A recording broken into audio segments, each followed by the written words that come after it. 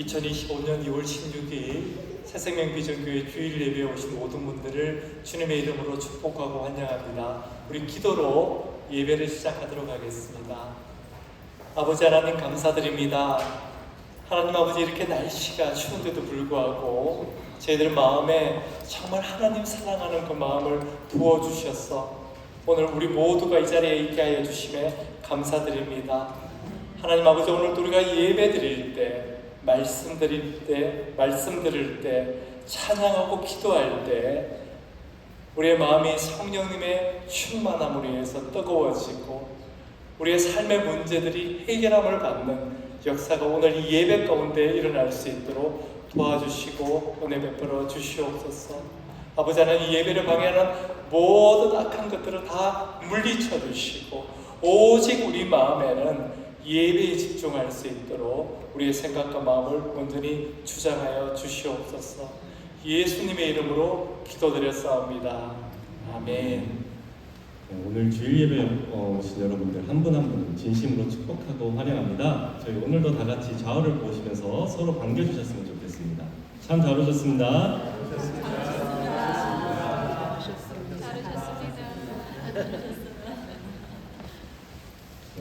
오늘 첫 번째 찬양은 저희 앉아서 다 같이 불렀으면 좋겠습니다.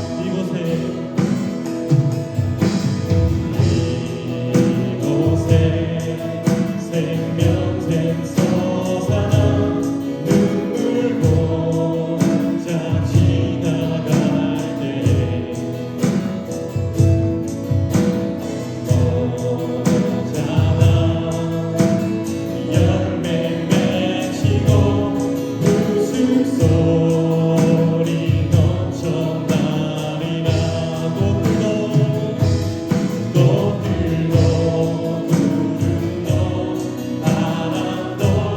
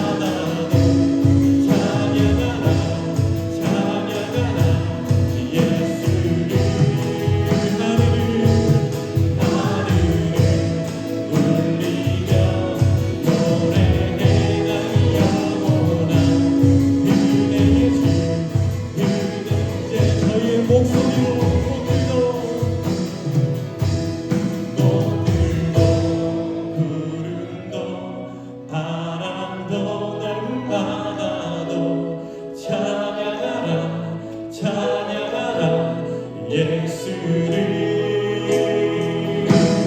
하늘을 돌리며 노래해 나의 영혼아 은혜의 주 은혜의 주 은혜의 주 아멘 아멘. 저희 다같이 일어서서 기쁜 마음으로 박수로 찬양드리기 원합니다.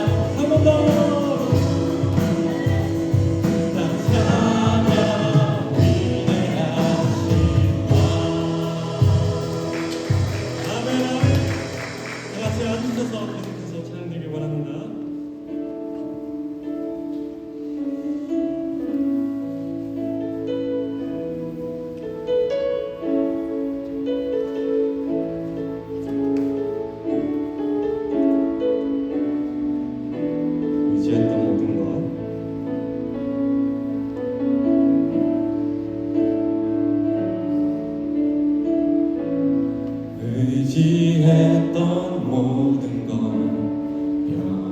변해가고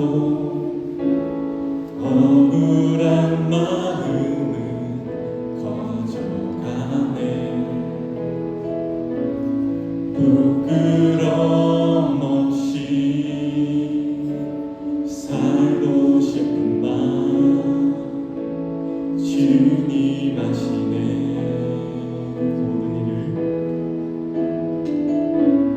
모든 일을 선으로 이겨내고 죄의 유혹을 따르지 않네. 나를 구원하신 영원한 그 사랑, 그 신근에 날 붙드시네. 주어진 내 삶이, 지워진 내 삶이 작게만 보여도 선하신 주 나를 이끄신 모든 중심을 보시는 주님만 따르네. 날 택하신 주만 의지해. 보이는 상황에 무너질지라도 예수 능력이 나를 붙드네. 보이지 않아도 주님만 따르네. 내 평생 주님을 노래하리라.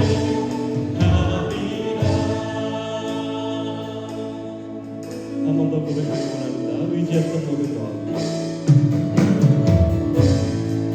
의지했던 모든 것 내가고 억울한 마음은 꺼져야 해. 부끄럼 없이 살고 싶은 마음 주님 하시네. 모든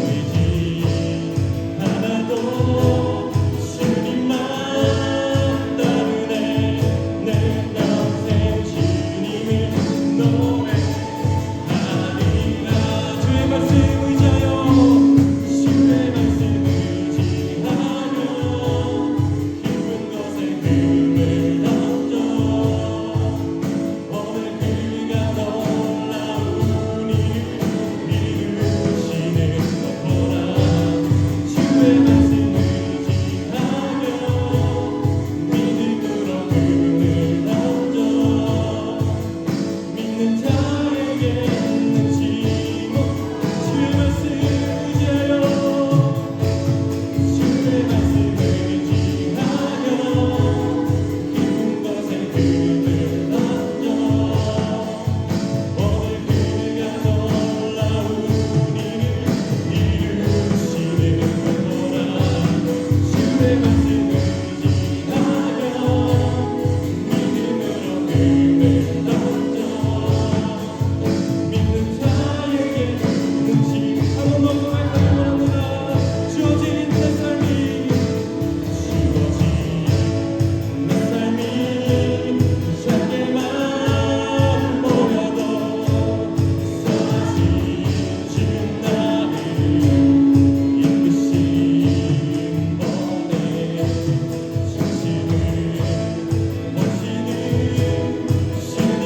주님만 따르네 날 택하신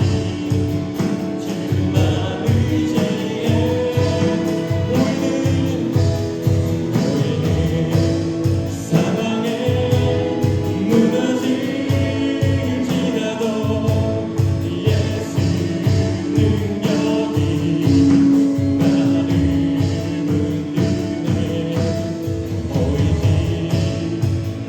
않아도 주님만 따르네 내 평생 주님을 노래 한 번 더 주어진 내 삶이 주어진 내 삶이 작게만 보여도 주 나를 이끄신 분의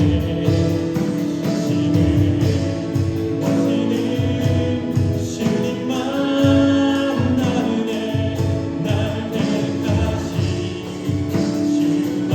날 택하신 주만 의지해 보이는 상황에 무너질지라도 예수 능력이 나를 붙드네 보이지 않아도 주님만 나르네 내 평생 주님을 우리의 목소리로 마지막 한 번 더 고백했으면 좋겠습니다. 주어진 내 삶이 주어진 내 삶이 작게만 보여도 선하신 주 나를 이끄신 분의 중심을 보시는 주님만 따르네 날 택하신 주만 의지해 보이는 상황에 무너질지라도 예수 능력이 나를 붙드네 보이지 않아도 주님만 따르네 내 평생 주님을 노래하리라.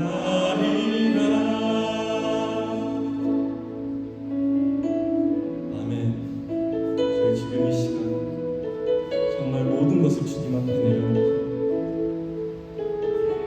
저희가 짊어졌던 짐들을 모두 주님 앞에 내려놓고 주님 앞에 나아가길 원합니다. 주님 저희의 짐을 모두 받아주시옵소서. 주님 이 시간 저희가 혼자서 지고 어떤 모든 짐들을 주님께서 들고 가주시옵소서. 저희가 넘어지지만 완전히 넘어지지 않을 수 있도록 주님께서 들어주시옵소서. 이 시간 저희 교회를 위해서 교회 예배를 인도하신 목사님께서 잠시 기도하는 시간 가졌습니다.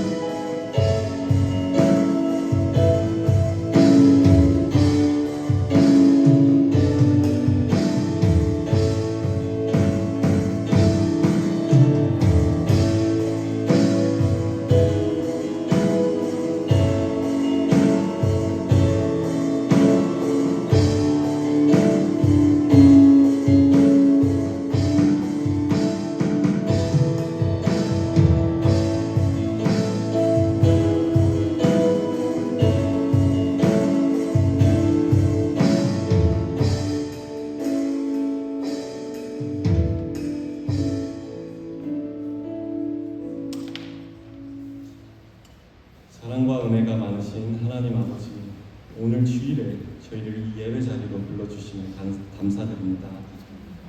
한 주를 돌아보면 한 걸음 한 걸음 주님의 인도하심이 있었기에 이 자리에 있음을 고백합니다. 저희가 늘 주님 안에서 매일 하루의 첫 걸음을 시작할 수 있도록 주님께서 주관하시고 인도하여 주시옵소서. 주님께서 인도하실 일들을 기대합니다. 늘 주님의 뜻을 먼저 찾고 구하는 저희가 되게 하여 주시고, 고난이 찾아오더라도 저희가 완전히 넘어지지 않게 붙들어 주시옵소서. 저희 모두가 계속해서 하나님의 나라와 의를 먼저 구하고 주님이 주신 영혼들을 사랑으로 품을 수 있는 능력과 지혜를 주시옵소서. 언제나 저희를 사랑의 눈빛으로 봐주시고 죄 안에 있는 어둠 속에서 건져주신 주님을 늘 사랑하고 찬양하게 하시옵고, 새생명 비전교회가 주님의 사랑을 온전히 전하고 주님의 말씀을 따라 길 잃은 영혼들을 다시 주님 앞으로 인도하는데 쓰임받는 축복된 교회로 사용하여 주시옵소서. 이 모든 기도 예수님의 이름으로 드립니다.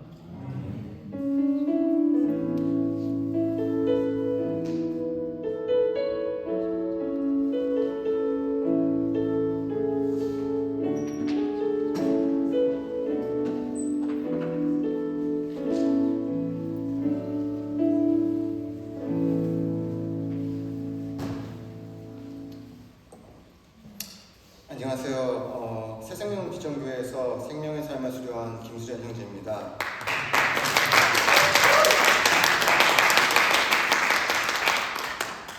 이번 생명의 삶을 시작하게 된 이유는 목사님과 사모님의 권유로 시작되었지만, 제 아내 지수와 둘이서 함께 시작하여 곧 태어날 아이 수지까지 포함하여 처음으로 셋이서 잘 끝내고 마무리하게 된 것 같아 너무 행복한 시간이었습니다.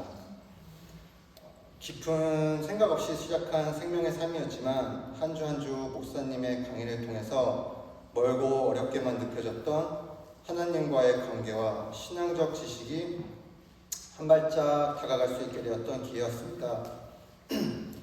처음에는 모든 것이 너무 어색하고 성경 요약 숙제는 왜 이렇게 어려운지 당황스러움의 연속이었지만, 한 주 그리고 또 한 달 꾸준히 수업을 듣다 보니 그새 적응하고 있는 저의 모습을 보면서 이렇게 자연스럽게 신앙적으로 가까워지는 깨달음도 있었습니다.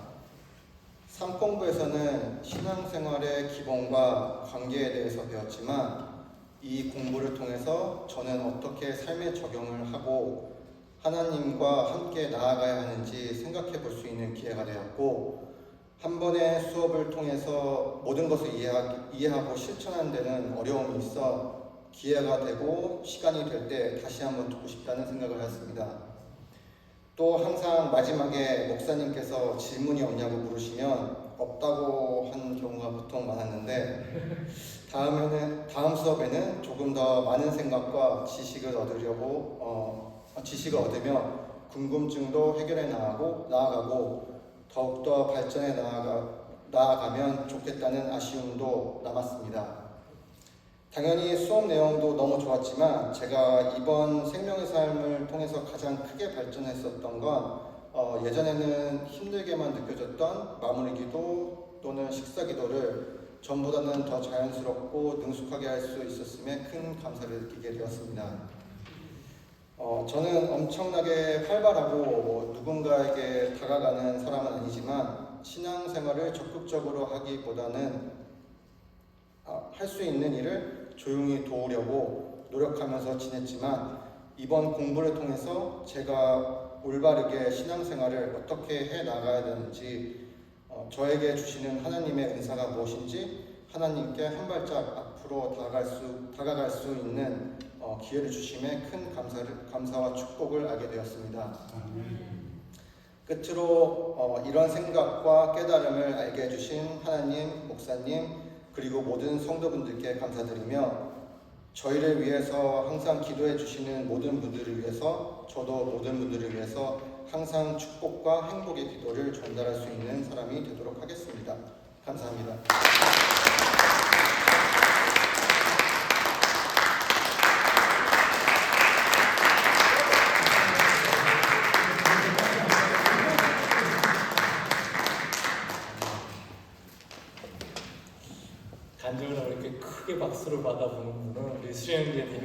있는 것 같습니다. 네, 우리 한 번 더 듣겠다고 우리 이 자리에서 약속하셨으니 내년에 한 번 더 같이 했으면 좋겠다는 생각이 듭니다. 우리 수리은제 지수삼에 이제 처음 이렇게 생명의 삶 공부 시작하면서 정말 기대가 많이 됐습니다. 하나님께서 12주 동안 하나님께서 이 두 사람의 삶을 어떻게 변화시켜 주실까, 이들의 마음 가운데 하나님은 어떤 분으로 자리하실까, 이런 기대를 하면서 성경 공부를 하게 됐는데요. 역시나 그 기대처럼 그 기대보다 하나님께서 더 응답을 크게 해주셨습니다. 이들의 삶이 변화되는 것을 보고 가르치는 저도 큰 보람을 느끼게 되었습니다. 특별히 그러고 보니까 둘이 아니네요. 셋이서 함께 공부를 한 거네요. 자, 우리 오늘 함께 나눠요. 교회 소식 함께 전하도록 하겠습니다.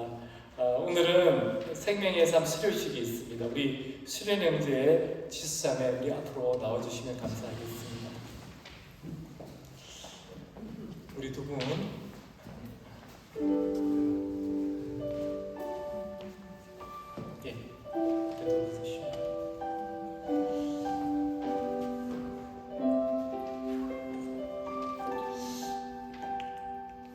김수련 위 사람은 생명의 삶 공부를 은혜롭게 수료하였기에 본정서를 수여합니다. 2025년 2월 16일 새생명 비전교회 담임 목사 원성재.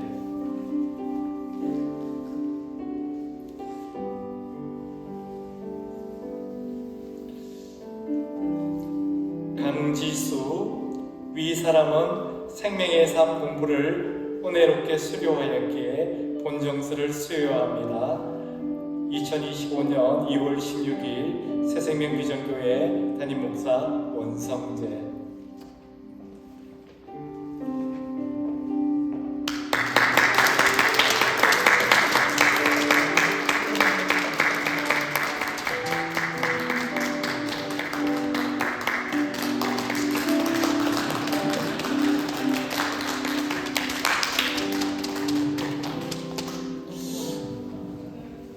수련형제 지수삼의 뒤를 이어서 우리 윤건찬 집사님, 오민영 집사님이 성경 공부를 하고 계십니다.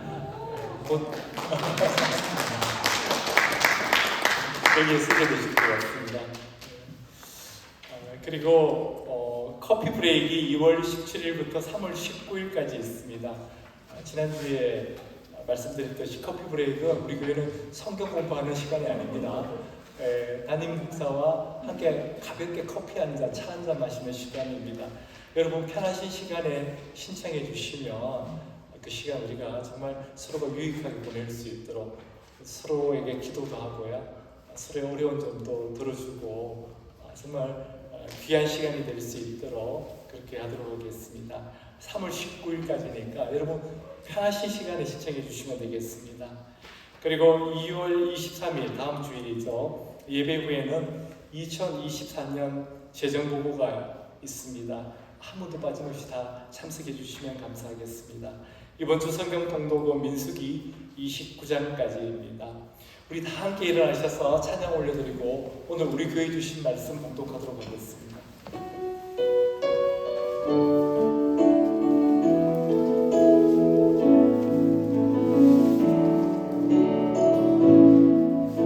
하늘의 문을 여소서,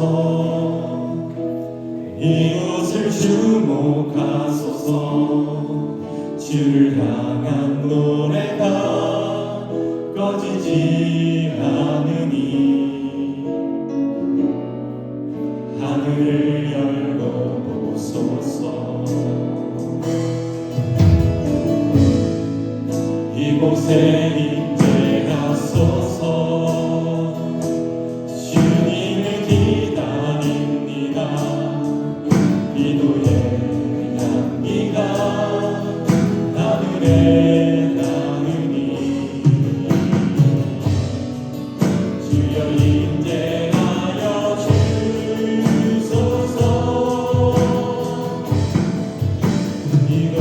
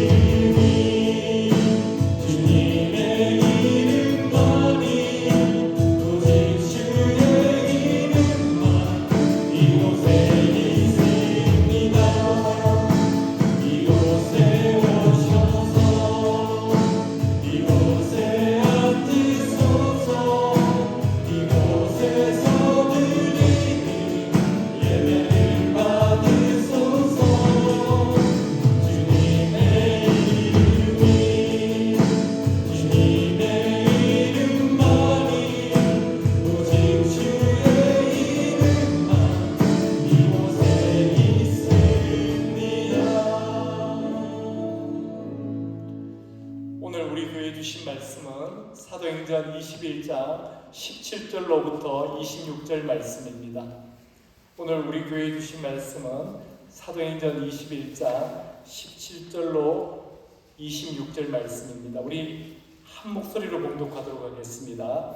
예루살렘에 이르니 형제들이 우리를 기꺼이 영접하거늘 그 이튿날 바울이 우리와 함께 야고보에게로 들어가니 장로들도 다 있더라. 바울이 무난하고 하나님이 자기의 사역으로 말미암아 이방 가운데서 하신 일을 낱낱이 말하니 그들이 듣고 하나님께 영광을 돌리고 바울들을 이르되 형제여 그대로 보는 바에 유대인 중에 믿는 자 수만 명이 있으니 다 율법의 열성을 가진 자라. 내가 이방에 있는 모든 유대인을 가르치되 모세를 배반하고 아들들에게 할례를 행하지 말고 또 관습을 지키지 말라 한다 함을 그들이 들었도다. 그러면 어찌할꼬 그들이 필연 그대가 온 것을 들으리니 우리가 말하는 이대로 하라. 서운한 네 사람이 우리에게 있으니 그들을 데리고 함께 결례를 행하고 그들을 위하여 비용을 내어 머리를 깎게 하라. 그러면 모든 사람이 그대에 대하여 들은 것이 사실이 아니고 그대도 율법을 지켜 행하는 줄로 알 것이라. 주를 믿는 이방인에게는 우리가 우상의 제물과 피와 목매어 죽인 것과 음행을 피할 것을 결의하고 편지하였느니라 하니 바울이 이 사람들을 데리고 이튿날 그들과 함께 결례를 행하고 성전에 들어가서 각 사람을 위하여 제사 드릴 때까지의 결례 기간이 만기된 것을 신고하니라. 아멘. 앉으시겠습니다. 아버지 하나님, 오늘도 저희들을 온전히 붙잡아 주시옵소서. 넘어지지 않도록, 시험에 들지 않도록 온전히 붙잡아 주시옵소서. 오늘 저희들이 예배 드릴 때 아버지 하나님 저희들의 생각과 마음을 온전히 주장하여 주시옵소서. 하나님 말씀을 온전히 이해할 수 있는 지혜와 능력을 허락하여 주시옵소서. 하나님 그래서 이 말씀이 정말 우리의 삶의 기준이 될 수 있도록 역사하여 주시옵소서. 아버지 하나님 오늘도 이렇게 부족한 종이 이 자리에서 말씀을 전합니다. 하나님 이 종의 머리끝에서 발끝까지 온전히 주장하여 주셔서 부족함이 없도록 하나님 아버지 은혜 베풀어 주시옵소서. 예수님의 이름으로 기도드렸사옵니다. 아멘. 할렐루야. 우리는 먼저 우리 수련형제의 아주 은혜로운 간증을 들었습니다. 그래서 제 설교가 조금 부족하더라도 여러분 마음이 이렇게 비지 않을 것 같습니다. 여러분은 예수 믿고 삶이 많이 달라졌습니까? 삶이 분명히 변했습니까? 고개를 끄덕이시는 분, 아멘 하시는 분 있는데 다는 그렇지 않으신 것 같아요. 그렇다면 문제가 있습니다. 그렇다면 이렇게 한번 여쭤보겠습니다. 예수님 때문에 내 남편이 달라졌습니까? 예. 그래도야 우리 사모님 아니었으면 큰일 날 뻔했습니다. 저 뒤에는 고개를 갸우뚱하시는 분들 계시고요. 반대로 예수님 때문에 내 아내가 많이 달라졌습니까? 목사님께서 네라고 해주셨습니다. 우리는 신앙생활하면서 정말 예수 믿으면 내가 달라지나? 내 삶이 달라지나? 여러분 어떠십니까? 정말 예수 믿으면 달라지나요? 네, 맞습니다. 달라집니다. 내가 노력해서가 아니라 성경이 그렇게 말씀하고 있기 때문입니다. 우리가 잘 아는 고린도후서 5장 7절은 이렇게 말씀하고 있습니다. 우리 함께 읽도록 하겠습니다. 그런즉 누구든지 그리스도 안에 있으면 새로운 피조물이라. 이전 것은 지나갔으니 보라 새 것이 되었도다. 또 에베소서 5장 8절은 이렇게 말씀합니다. 너희가 전에는 어둠이더니 이제는 주 안에서 빛이라. 빛의 자녀들처럼 행하라. 예수 믿기 전에는 우리가 어둠의 신분에 놓여 있었다는 것입니다. 근데 예수 믿고 나서 우리의 신분이요, 빛이 되었다는 것입니다. 비포 앤 애프터가 너무 다르지 않습니까? 이건요, 물이 포도주가 되는 것과 같은 그런 본질의 변화입니다. 본질의 변화가 우리 삶 속에 이루어진 것입니다. 여러분, 어둠과 빛은 완전히 다른 것입니다. 빛과 어둠은 결코 섞일 수가 없는 것입니다. 그래서 빛이 오게 되면 어둠은 떠나가게 됩니다. 우리가 빛이라는 것은 우리 삶 가운데 더 이상 어둠이 존재할 수가 없다는 것입니다. 더 이상 어둠은 우리 삶 가운데 존재할 수가 없습니다.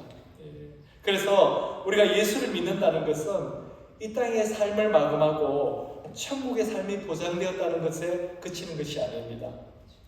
거기서 그치지 않고 우리가 예수를 믿는다는 것은 이 땅에서부터 천국의 삶을 살게 된다는 것입니다.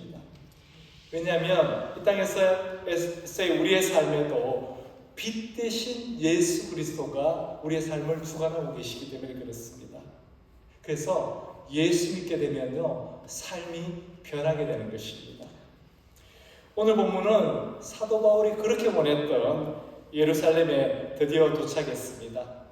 야고보와 교회 장로들이 사도 바울 일행을 아주 따뜻하게 맞이해주고 있습니다. 그리고 그들 가운데 벌어지는 일들을 통해서 하나님이 주인이신 사람들의 삶은 이렇게 다르구나 하는 것을 우리에게 보여주고 있습니다. 하나님이 주인이신 사람들의 삶은 첫 번째, 삶의 주어가 다릅니다. 사도 바울이 예루살렘에 오기까지 얼마나 힘들고 어려운 일들이 많았습니까? 바울이 이제서야 그 힘들고 어려웠던 이야기들을 18절과 19절에서 하고 있는 것입니다. 그 이튿날 바울이 우리와 함께 야고보에게로 들어가니 장로들도 다 있더라. 바울이 문안하고 하나님이 자기의 사역으로 말미암아 이방 가운데서 하신 일을 낱낱이 말하니, 우리는 자기 PR의 시대를 살고 있습니다. 그렇지 않습니까? 내가 나를 나타내야만 인정받는 그런 시대입니다. 비록 내가 한 일이 조금밖에 없다 하더라도 그것조차 인정을 받지 못하면요, 기분이 나쁩니다. 근데 그 작은 것이라도 누군가가 인정을 해주면요, 기분이 좋아집니다. 우리는 그런 시대를 살고 있습니다. 여러분, 바울 한번 보시기 바랍니다. 바울이 지금까지 지나왔던 그 모든 시간들, 얼마나 힘들고 어려운 시간들이었습니까? 그런데도 복음을 전하기 위해서, 하나님의 나라를 확장하기 위해서 바울은 최선을 다했습니다. 사도행전 20장 24절 바울의 고백이 그것을 말해주고 있습니다. 우리 함께 읽어볼까요? 내가 달려갈 길과 주 예수께 받은 사명 곧 하나님의 은혜의 복음을 전하는 일을 마치려 하면은 나의 생명조차 조금도 귀한 것으로 여기지 아니하노라. 그렇게 앞만 보고 달려온 인생이었습니다. 그 결과 예루살렘에서 시작된 복음이요, 지금은 유럽까지 전파되는 정말 놀라운 역사가 일어났습니다. 그렇다면 분명히 바울도 하고 싶은 이야기가 얼마나 많았겠습니까? 하나님이 나를 통해서 이런 일도 하셨고 저런 일도 하셨다고 이야기할 게 많았을 것입니다. 그래서 오늘 본문 19절에 낱낱이 말했다, 그렇게 표현을 하고 있는 것입니다. 우리는 그 내용들을 다 알 수 없지만 바울은 지금까지 있었던 모든 이야기를 야고보와 교회 장로들에게 이야기했을 것입니다. 영어 성경은 그래서 reported in detail이라고 그렇게 표현을 하고 있습니다. 그런데 중요한 것은 무엇을 얘기했느냐 하는 것입니다. 바울은 what God had done, what God had done, 하나님이 행하시는 일을 reported in detail, 아주 자세하게 상세히 이야기했다는 것입니다. What I had done이 아니고 What God had done을 이야기했다는 것입니다. 여러분, 예수 믿는 사람의 삶은 분명히 다릅니다. 무엇이 다르냐면요, 주인이 다릅니다. 그래서 삶의 주어가 내가 아니라 하나님이 되십니다. 이것이 예수 믿는 사람과 예수 믿지 않는 사람의 차이입니다.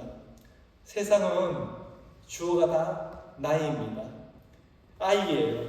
왜냐하면 내가 존재해야 세상이 존재하기 때문입니다. 그러나 예수 믿는 사람의 삶은 주어가 하나님이십니다. 왜냐하면 하나님이 계셔야 내가 존재할 수 있기 때문입니다. 우리가 잘 아는 창세기 4장을 보면 가인과 아벨의 이야기가 나옵니다. 하나님께서 아담과 하와에게 아들을 허락해 주셨습니다. 그리고 그 아들이 이 땅에 태어났습니다. 가인을 낳은 후에 하와가 고백한 말씀이 창세기 4장 1절에 기록되어 있습니다. 아담이 그의 아내 하와와 동침하매 하와가 임신하여 가인을 낳고 이르되 내가 여호와로 말미암아 등남하였다 하니라. 이 하와가요, 하나님의 도우심을 인정하지 못한 것은 아니었습니다. 내가 여호와로 말미암아 with the help of the Lord, 하나님의 도우심으로 이렇게 인정을 했습니다. 그러나 성경은 분명히 내가 등남하였다고 기록하고 있습니다. 영어 성경을 보면 더 분명한데요. I have brought forth a man. 내가 이 땅에 한 사람을 태어나겠다는 것입니다. 분명히 주어가요, 나입니다. 아이입니다. 그런데 하와가 이렇게 내가 낳았다고 한 가인은 동생 아벨을 죽임으로 인해서 지구상에서 첫 번째 살인자가 됩니다. 그리고 시간이 지난 후에 하나님께서는 아벨을 대신해서 하와에게 셋이라는 아들을 허락해 주십니다. 그 아들을 낳고 하와가 또 고백을 합니다. 창세기 4장 25절입니다. 아담이 다시 자기 아내와 동침하며 그가 아들을 낳아 그의 이름을 셋이라 하였으니 이는 하나님이 내게 가인이 죽인 아벨 대신에 다른 씨를 주셨다 함이며, 이번에는 하와가 하나님이 다른 씨, 다른 아이를 주셨다고 고백합니다. 하나님이 주셨다고 고백합니다. God has granted me another child. 하나님이 내가 아니라 하나님이로 주어가 바뀐 것입니다. 그때 태어난 아이가 셋이며 하나님은 그 셋의 후손을 통해서 예수 그리스도를 이 땅에 보내시게 됩니다. 가인과 셋의 인생을 보면요, 삶의 주어가 나인 사람과 삶의 주어가 하나님인 사람의 인생은 달라도 너무도 다르다는 것을 알 수 있습니다. 왜냐하면 우리 하나님이 내 삶의 주인이 되시는 그 순간부터 하나님은 내 인생을 책임져 주실 뿐만 아니라 복되게 하시기 때문입니다. 예수 믿게 되면 삶이 변한다는 것이 바로 그 이유 때문입니다.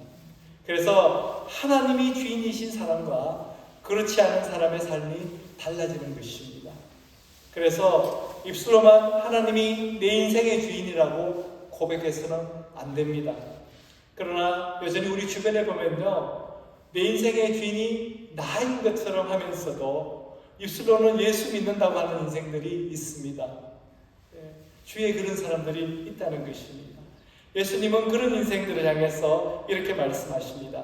마태복음 7장 21절입니다. 나더러 주여 주여 하는 자마다 다 천국에 들어갈 것이 아니요 다만 하늘에 계신 내 아버지의 뜻대로 행하는 자라야 들어가리라.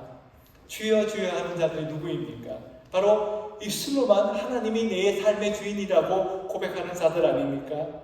그런데 주님은 그런 사람들이 아니라 하늘에 계신 내 아버지의 뜻대로 행하는 자라야, 이런 사람들이 누구입니까? 바로 하나님이 주인이신 삶을 살아가는 사람들입니다.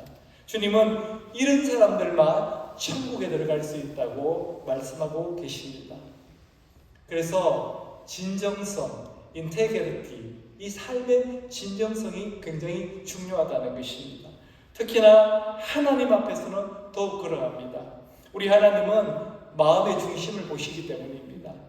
그분 앞에 있으면요, 우리는 발가벗고 있는 것과 다름이 없다는 것입니다. 속일 수가 없다는 것입니다.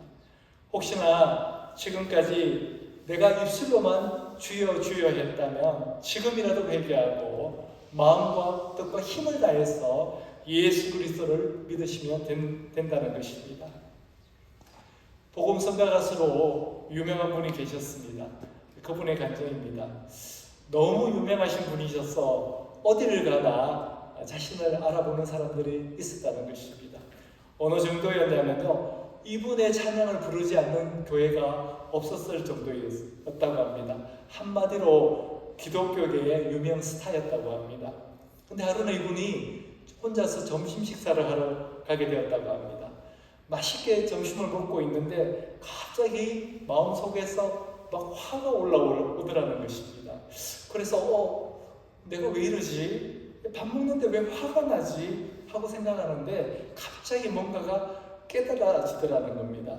그게 뭐냐면 아무도 자기를 아는 척하지 않는다는 거였습니다.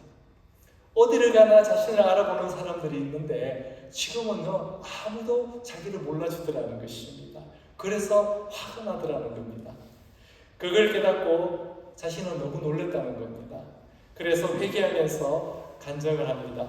자기는 하나님께 영광 돌린다고 손을 들고 찬양했는데 또 그런 찬양곡을 만들었는데 정작 그 영광을 자기 자신이 가져가고 있었다는 것입니다. 더 놀란 것은 자기도 모르게 그렇게 하고 있더라는 겁니다. 바울은 삶의 주어가 분명했습니다. 언제나 다 하나님이었습니다. 내가 인생의 주인이 아니라 하나님이 내 인생의 주인 되시는 삶을 살아가는 우리 모두가 되기를 주님의 이름으로 축원합니다. 하나님이 주인이신 사람의 삶은 두 번째, 삶의 고백이 다릅니다. 지금 사도 바울이 예루살렘 교회에 와서 하나님께서 행하신 일들을 낱낱이 보고하고 있습니다. 예루살렘 교회의 담임 목사인 야고보와 장로들이 그 이야기를 들었습니다.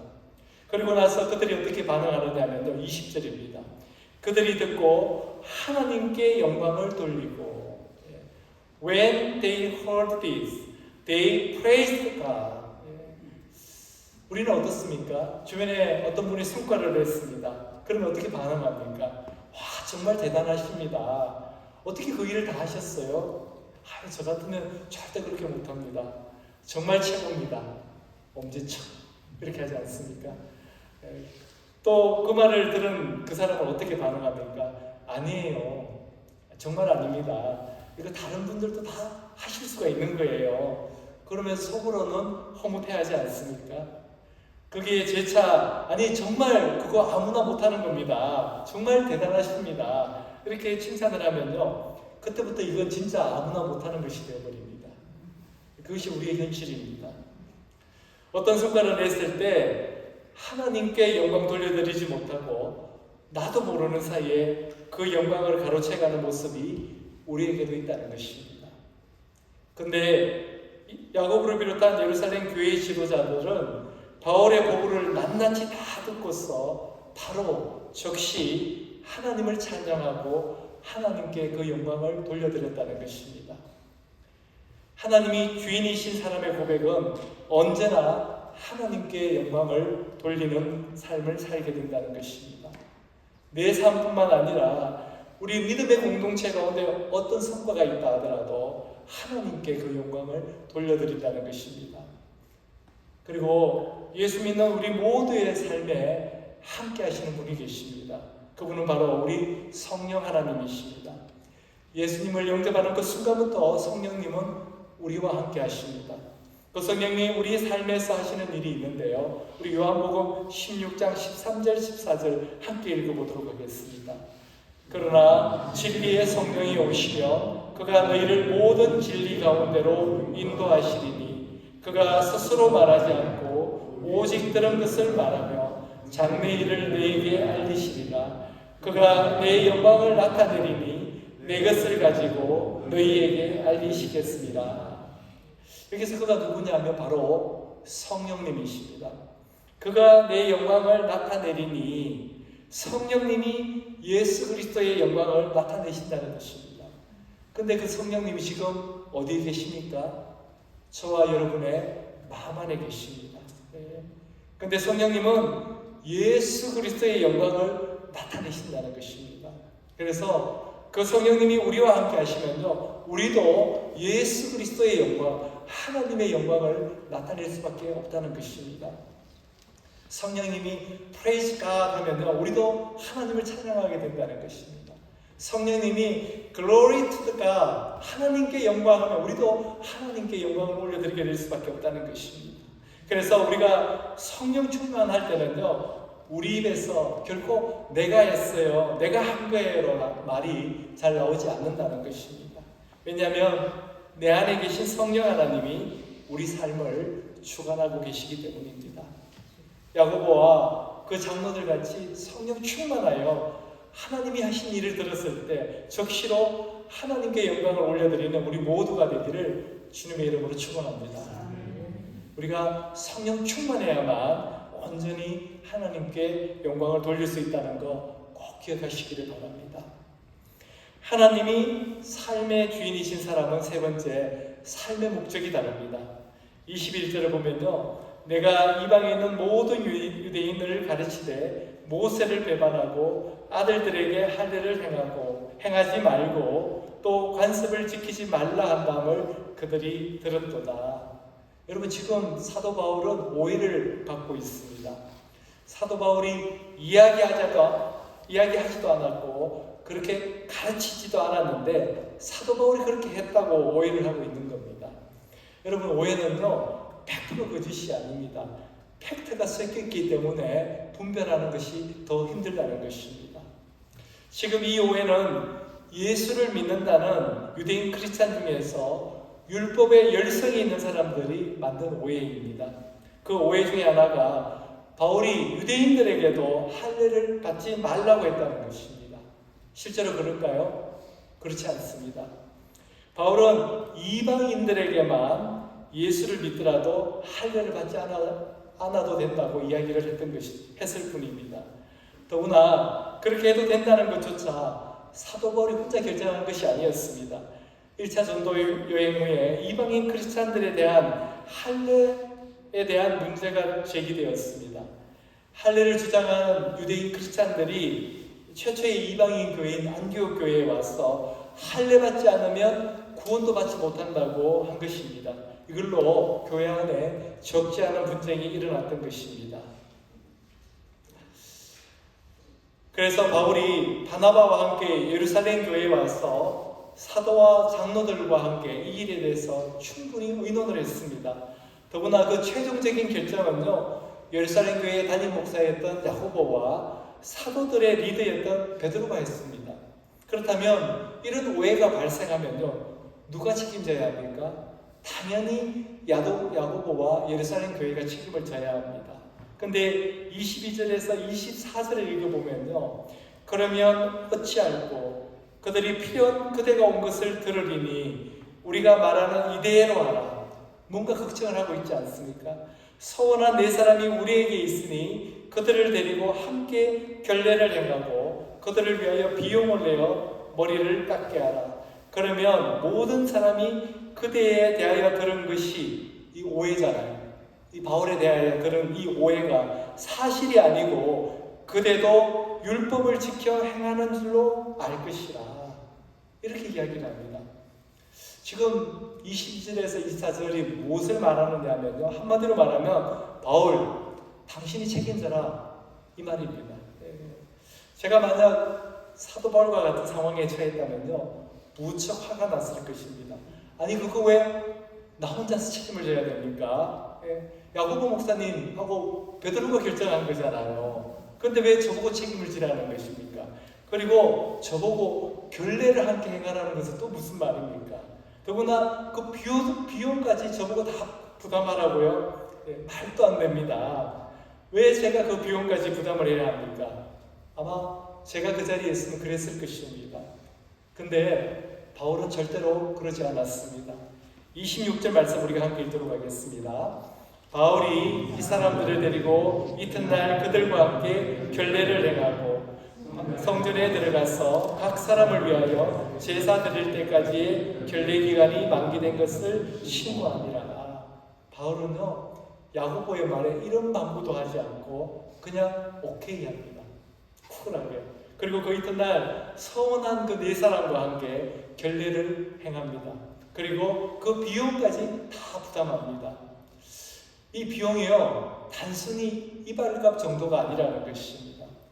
민수기에 나오는데 이 결례 의식 마지막에 머리를 깎습니다. 그리고 제단에서 그 머리를 태워서 하나님 앞에 올려드리는 겁니다. 그래서 이발 비용을 댔다는 것은 결례의 모든 비용을 이 바울이 지불했다는 것입니다. 근데 그 비용이 민수기에 나오는데요.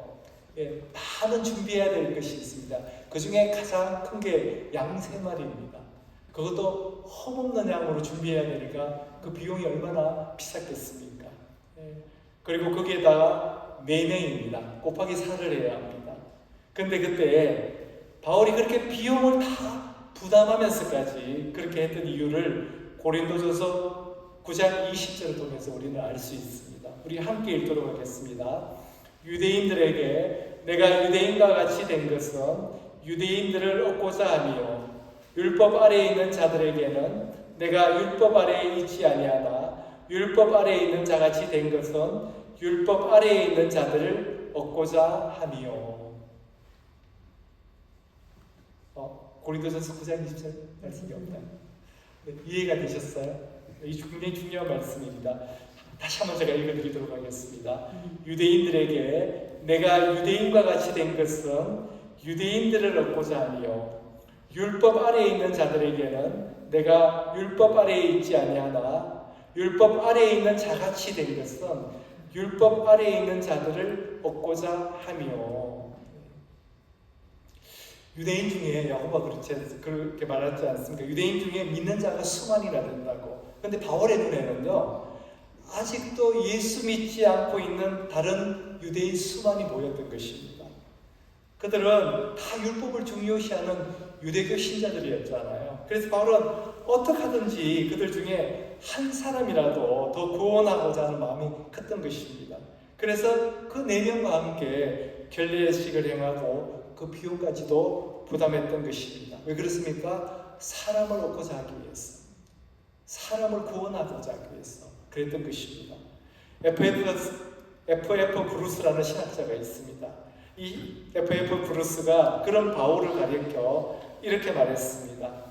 율법 아래에 있는 자처럼 행한 것은, 바울이요, 율법 아래에 있는 자, 율법에 순종하는 자, 율법을 지키는 자처럼 행한 것은 사도 바울이 예수를 믿는 유대인의 그리낌을 달래기 위한 것보다는, 야고보는 예수 믿는 열성이 있는 유대인들 그 그리낌을 달래기 위해서 결례를 행하라고 했습니다. 근데 그것보다는 거리끼는 유대인, 이 바울을 싫어하는, 거리끼는 유대인들, 예수 믿는 것을 거부하는 거리끼는 유대인, 즉 믿지 않는 유대인을 얻기 위함이었다. 바울의 속마음을 이 F.F. 브루스는 잘 알고 있었던 것입니다.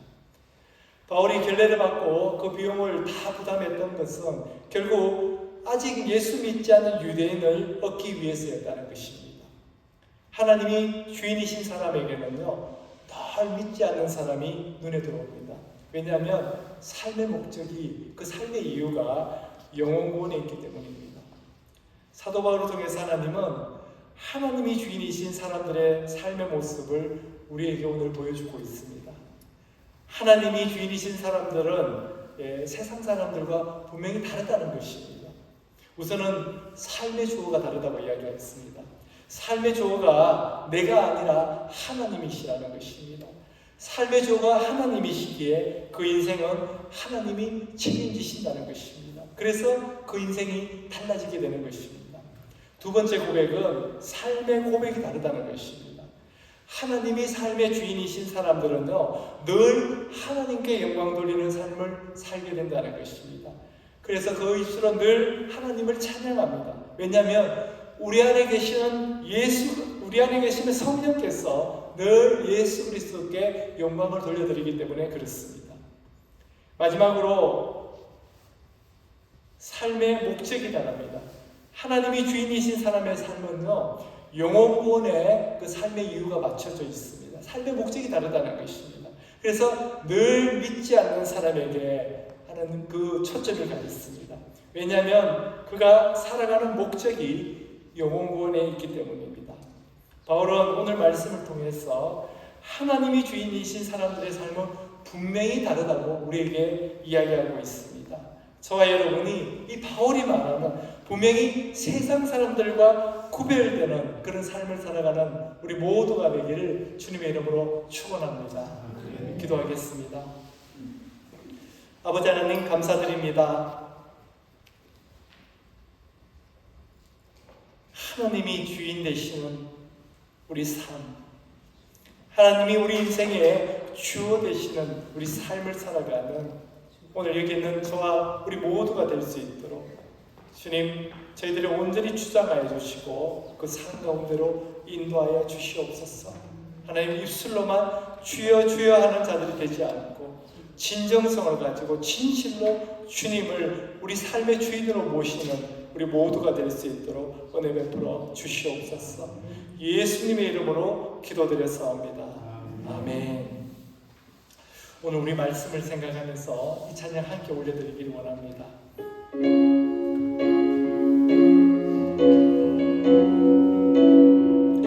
가사를 생각하면서 함께 부르기를 원합니다.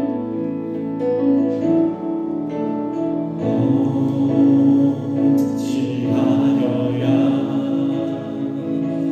그것이 은혜가 흘리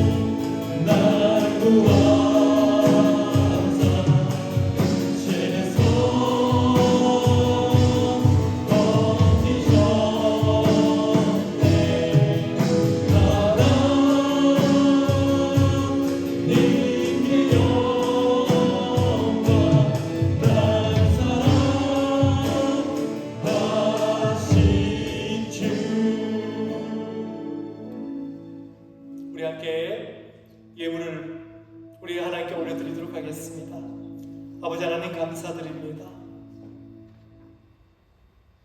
온전히 이 예물을 받아주시옵소서. 하나님께 영광 돌려드려옵니다.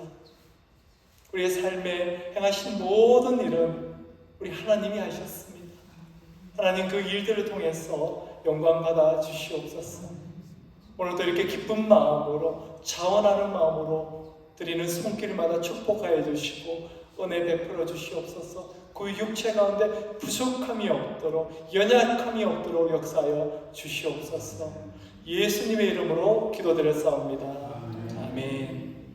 우리 함께 일어나셔서 사랑하는 마음으로 서로에게 권면해드리고 우리 회성 부르고 축도로 예배 마치도록 하겠습니다.